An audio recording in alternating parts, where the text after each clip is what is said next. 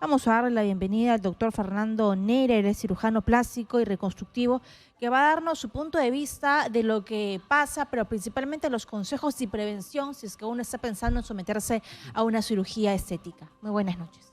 Muchísimas gracias por recibirme aquí.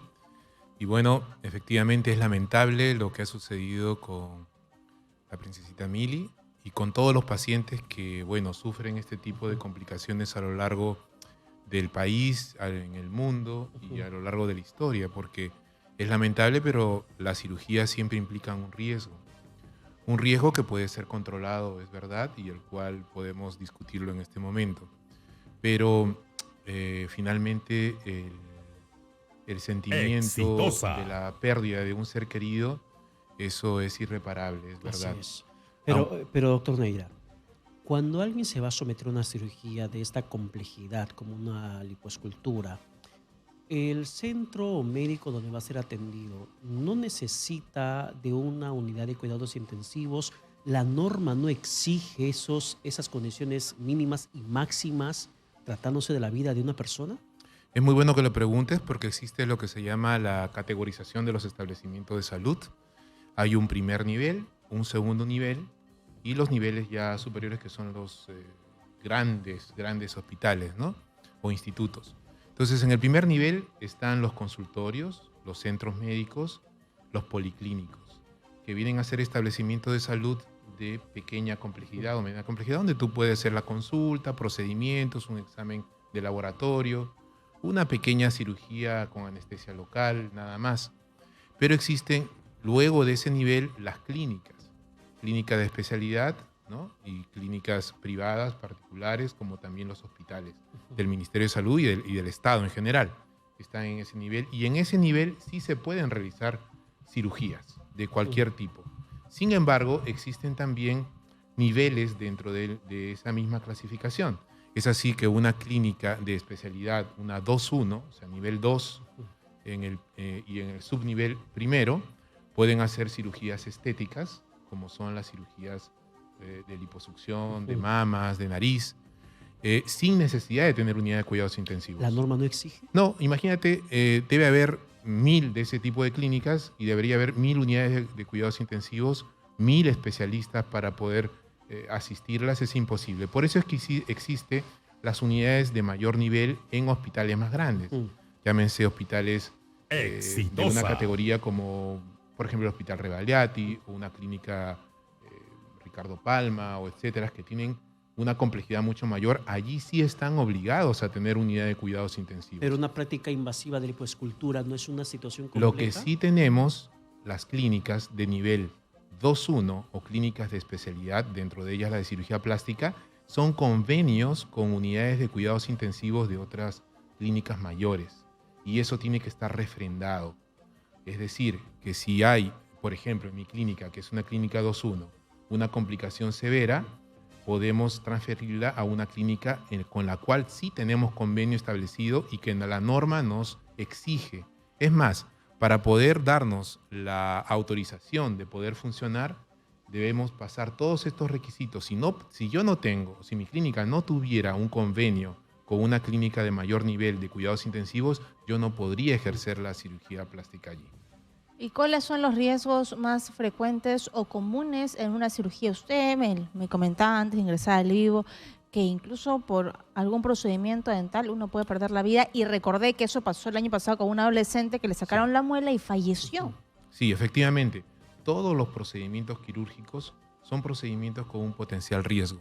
Sin embargo, los riesgos se incrementan cuando nos atendemos en establecimientos que no tienen la capacidad o el nivel, o también cuando los pacientes tienen enfermedades o factores de riesgo, o cuando el médico no tiene la especialidad o no tiene, por ejemplo, la expertise o la pericia, ¿no? Por eso, muchos de los accidentes de cirugía de liposucción suceden con personas que ni siquiera a veces son médicos. ¿Cuántas veces en las noticias han llegado la información de que se operaron con una cosmiatra, que se operaron con una enfermera, un enfermero, o con un médico que no era especialista, con un Exitosa. odontólogo, ¿no? Y suceden este tipo de problemas.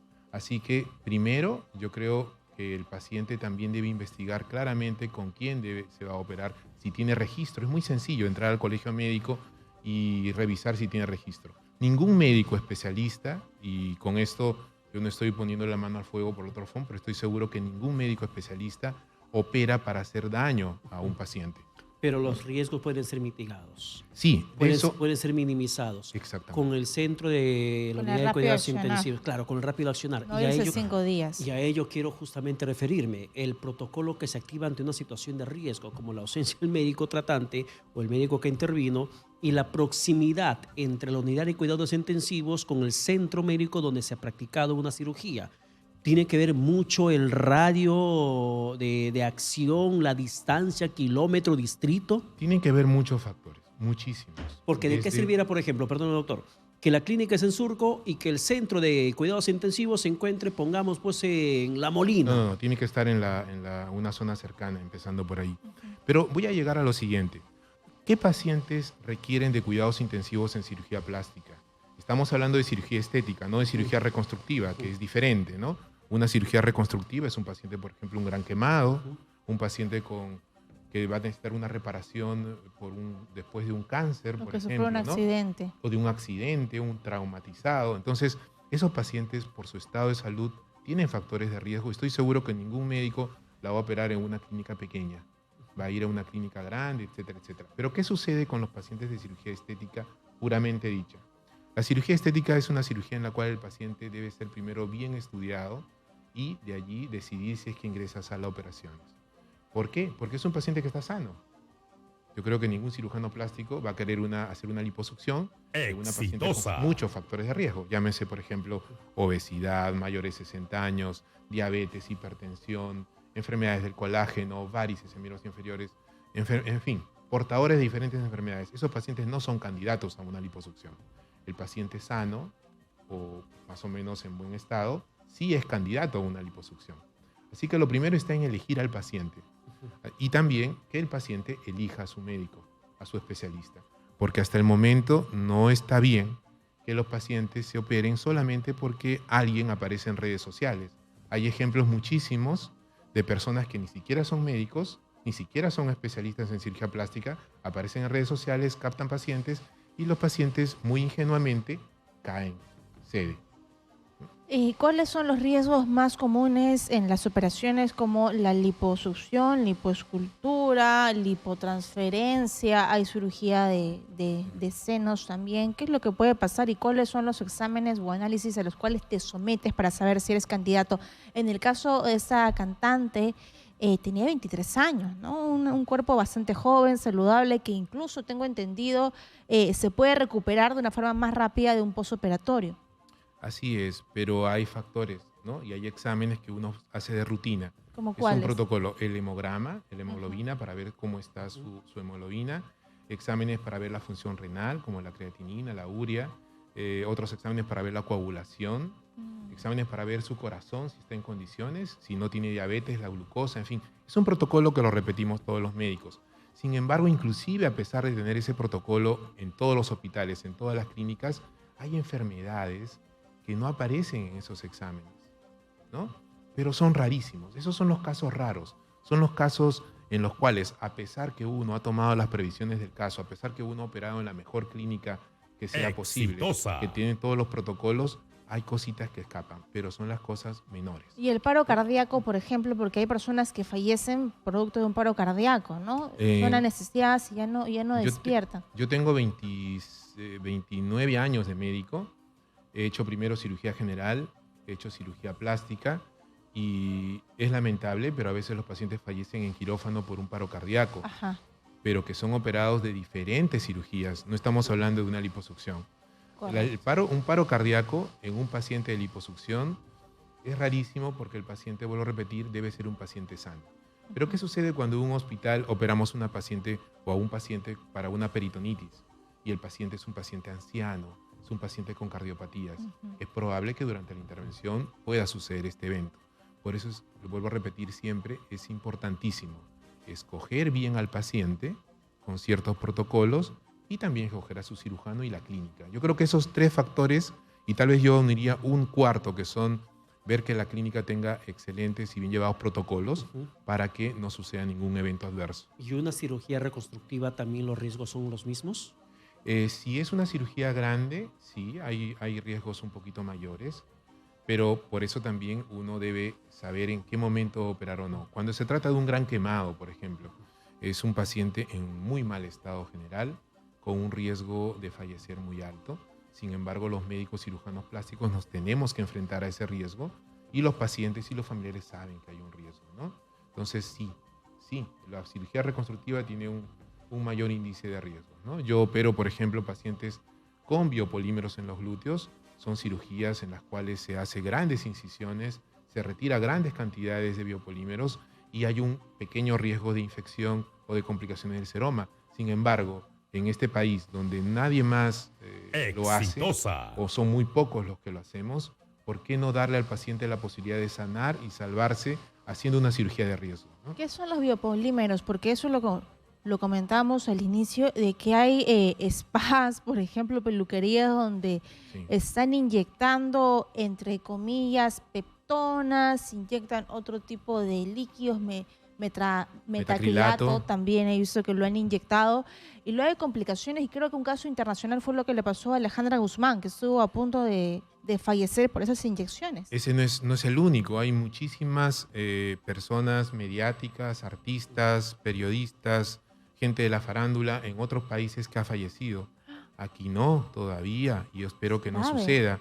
Pero en Argentina, en Brasil, en México, hay altos índices, en Colombia, en Venezuela, hay altos índices de fallecimiento y de complicaciones severas por colocación de estas sustancias. Estas sustancias están proscritas. Hay una ley en el Perú que justamente dice que solamente debe colocarse ácido hialurónico y de preferencia en el rostro, y hecho por un cirujano plástico o un dermatólogo. Pero ¿qué sucede? En los lugares que tú mencionas, colocan grandes cantidades de otras sustancias en glúteos, en caderas, y si bien es cierto, al inicio al paciente no le va a causar molestias, luego, con los años, puede aparecer síndromes inmunológicos tan difíciles de tratar como el síndrome de Asia, que es un síndrome de rechazo a la sustancia que provoca una serie de manifestaciones y problemas en el cuerpo. Entonces, yo de verdad que me alegra mucho que tocaras el tema, porque realmente los pacientes o las personas deben saber que esto está totalmente prohibido. Es que hay una diferencia muy grande con el precio. Por ejemplo, ¿cuánto Sí. cuesta la aplicación de unas peptonas Sí. en la parte inferior, bueno, en el derrier? ¿Y cuánto cuesta el ácido hialurónico, que tengo entendido que cuesta en dólares? No, pero eso es mentira. El ácido hialurónico lo colocan en los glúteos mintiéndole al paciente. Ujú. Una jeringa de ácido hialurónico vale entre $200 y $300 la marca, de acuerdo a la ¿Cuántas marca. jeringas requiere? Entonces, ¿no? en un glúteo colocar el tamaño de tu taza vendría a ser $30,000 Entonces en cada no le glúteo. están poniendo No ácido le están poniendo. hialurónico. Entonces, es mentira. A veces mezclan una ampollita con silicona líquida, otras cosas. Ya. Entonces, o lo colocan en cajas, lo rotulan y engañan al usuario. Entonces, las personas deben saber que lo que lo colocan en los glúteos no es ácido hialurónico. El ácido hialurónico se desvanece, se absorbe, El cuerpo lo absorbe, en 6 ¿verdad? meses a un año. ¿Tú gastarías $30,000 o $50,000 para que en un año se desvanezca o se absorba? No, le están mintiendo. ¿Esos protocolos, en el caso de la clínica Binomium, se explica al paciente? Por supuesto, todo se explica. Mi equipo médico y personal de salud está siempre enseñando y explicándole a los pacientes, porque es verdad, hay pacientes que de repente cuando uno les dice las cosas prefieren, no, es un poco riesgoso, mejor no me la hago, está en su pleno derecho. Recordemos que la cirugía estética es electiva, no es una cirugía de un cáncer, no es una Ujú. cirugía de una peritonitis, una cesárea de urgencia, es una cirugía electiva, y como electiva el médico debe ser muy franco y explicarle todos los factores de riesgo, así como el paciente debe ser lo suficientemente maduro e inteligente de escoger si decide o no hacerse el procedimiento. Gracias, doctor Neira. ¿Dónde podemos ubicarlo? Bueno, estamos en Clínica Binomio, que queda en la avenida Benavides, 3837, una clínica de nivel 2E, significa es una clínica de especialidad que cuenta con todos los requisitos que nos pide el Ministerio de Salud y todos los convenios que son importantes para desempeñar la función. Así que los esperamos allí. Y nuestras redes sociales Binomio. como Dr. Fernando Neira y Clínica Binomio.